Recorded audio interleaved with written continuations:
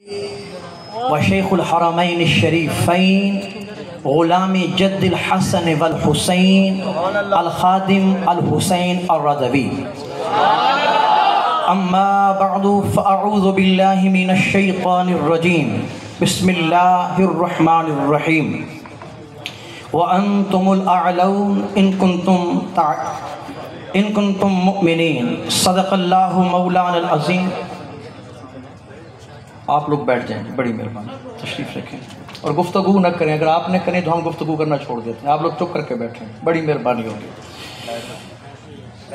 میں سب سے پہلے پیر طریقت، رہبر شریعت، ہمارے دلوں کی دھڑکن، ہم سب کے سجن، نائب تحریک لبیک پاکستان نائب امیر جناب سید ظہیر الحسن شاہ صاحب، آپ آئے، دل کی اتھاہ گہرائیوں سے میں محبتوں کا گلدستہ پیش کرتا ہوں۔ اس پروگرام کی کامیابی میں، اس پروگرام کو لے کر چلنے میں بالخصوص جامعہ فخر العلوم کے چیف ایگزیکٹو پرنسپل حضرت علامہ و مولانا ارشد نعیمی صاحب کا شکریہ ادا کروں گا۔ کانفرنس 2 نومبر کی ہو، جس کی قیادت بابا جی کر رہے ہوں، ختم چہلم ہو، بابا جی کا جنازہ ہو، بابا جی کا عرس مبارک ہو بابا جی کا، تو جامعہ فخر العلوم کے طلباء اپنے استاذ محترم کی ہدایت کے مطابق میدان میں اترتے ہیں اور بتاتے ہیں ہم رضوی کے ہیں، رضوی ہمارا ہے۔ گرامی قدر حضرات، میں مشکور ہوں حکیم صاحب کا آتے آتے بڑی دیر کر دی اور ہماری نگاہیں ٹکی ہوئی تھی کب آتے ہیں۔ چلتے چلتے تھک کر پوچھا، پاؤں کے نازک چھالوں نے کتنی دنیا دور بسالی دل میں بسنے والوں نے۔ یہ سوچ لیا کریں، دیکھا کریں کہ یہ منتظر لوگ کتنے پریشان ہوتے ہیں، لیکن مجھے بھی معلوم ہے بابا جی کا فیضان گلی گلی پہنچ چکا۔ اگر یہ بزرگ ان کو وقت نہ دیں تو آپ بھی ہم سے روٹ کے چلے جائیں، یہ بھی پریشانی ہے۔ تو یہ بزرگوں کا ایک طریقہ کار سب کو لے کر چل رہے ہیں، اور آج ہماری اسٹیج کی زینت بنے ہیں قبلہ پیر صاحب، جو منسوب ہیں سیال شریف کی نسبت سے، اور دروغہ والا کی سرزمین پہ ہم نے ان کی قیادت میں کھڑے ہو کر یہ نعرہ بلند کیا تھا، انہیں مانا انہیں جانا، نہ رکھا غیر سے کوئی کام، للہ الحمد میں دنیا سے مسلمان گیا۔ عذروِ خطیب، عذروِ علاقہ، عذروِ امیر، بہت ساری ڈیوٹیز میرے اوپر ابھی عائد ہیں، اور میں کوشش کروں گا کہ چند منٹ کے اندر اپنی بات کو آپ تک پہنچاؤں، اور جن دنوں کے اندر پریشانیاں ہیں ان پریشان دلوں کو بھی میں مدینے پہنچا کے آؤں۔ میں غلط بات نہیں کر رہا، بڑی پریشانیاں، یہ چند دن ہوئے پریشانی بردر پریشانی بن رہی تھی، اور 2 دن پہلے جب میں رات کو 1 بجے پروگرام کر کے پہنچا، طیب بیٹا تمہارا ویسے بڑا جذباتی ہے، اس کے ساتھ اگر گڈو مل جائے تو اور جذباتی ہے، تو 1 بجے کے بعد میں نے سے کہی تھی، طیب پتر ویکھ لویں بابا جی کہہ گئے نے مالک، اور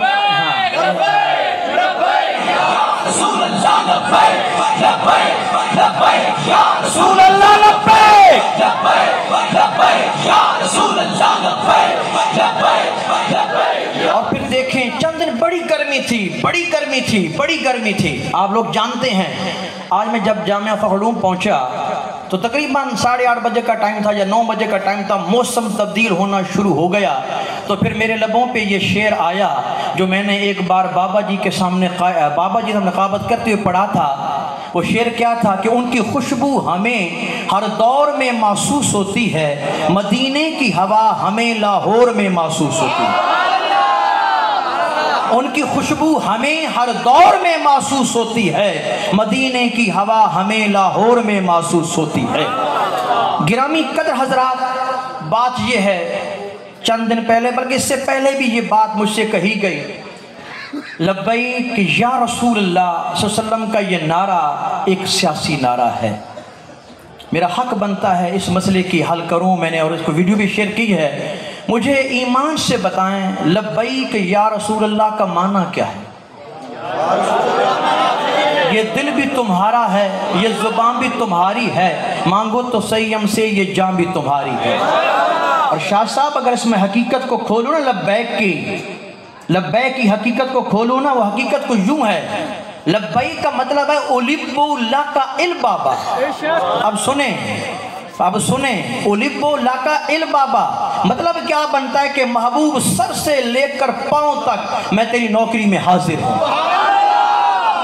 سر سے لے کر پاؤں تک میں تیری نوکری میں حاضر ہوں۔ تو لبیک یا رسول اللہ کا نعرہ سیاسی بھی ہے، لبیک یا رسول اللہ کا نعرہ غیر سیاسی بھی ہے، اور میرا یہ ایمان کہتا ہے جس کے لبوں پر میرے نانا کا نام لبیک یا رسول اللہ کی صورت میں آ جائے، وہ ہندو کیوں نہ ہو، میرا رب کعبہ اسے اسلام کی دولت عطا فرما دیتا ہے۔ رسول اللہ لبیک لبیک لبیک یا رسول اللہ لبیک لبیک لبیک یا رسول اللہ لبیک لبیک لبیک یا رسول اللہ۔ غازی آباد کے کوالیفائڈ پرسن آپ لوگوں نے ایم اے اردو، ایم اے عربی، اسلامیات، سیاسیات روڈز پہ کیے ہیں، لیکن سجاد حسین شاہ نے ایم اے سیاسیات پنجاب یونیورسٹی سے کیا ہے۔ مجھے میری ماں نے پڑھایا ہے، میرے باپ نے پڑھایا ہے، اور حسنین کے نانا کا نوکر بنایا ہے۔ ہم خادم حسین کا نام محبت سے کیوں لیتے ہیں؟ وہ ہمارے باب حسین کا نوکر ہے، اور باب حسین کا نوکر جو بن جائے وہ ہمارا امام ہوتا ہے۔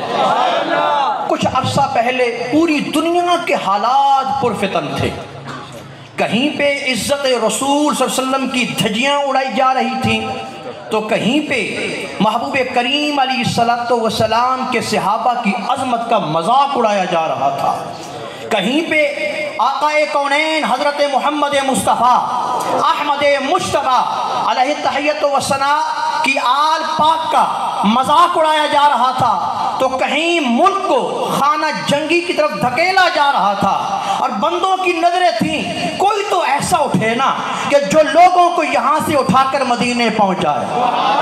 تو پھر دنیا نے دیکھا، تاریخ نے دیکھا، اس نیل کو شامیانے نے دیکھا، ایک بابا اٹھا جو پاؤں سے معذور تھا، نگاہ نبوت کا نور تھا، ہر غیرت مند سنی کا سرور تھا۔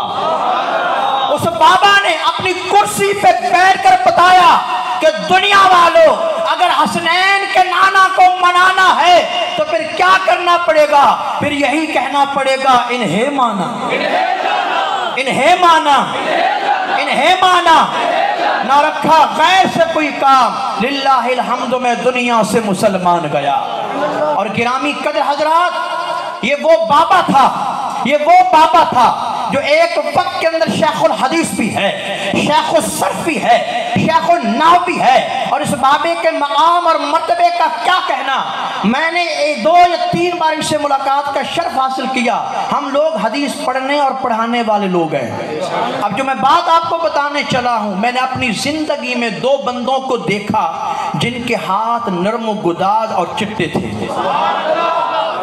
ہاتھ نرم و گداز اور چٹے تھے، اور حسنین کے نانا کے ہاتھ بھی نرم و گداز بھی تھے، چٹے بھی تھے۔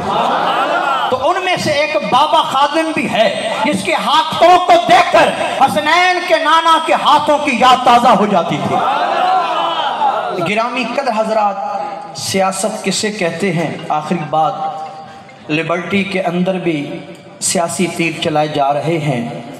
ایوان پنجاب اسمبلی دیکھ لیں، قومی اسمبلی دیکھ لیں، وہاں پر بھی سیاست کے تیر چلائے جا رہے ہیں۔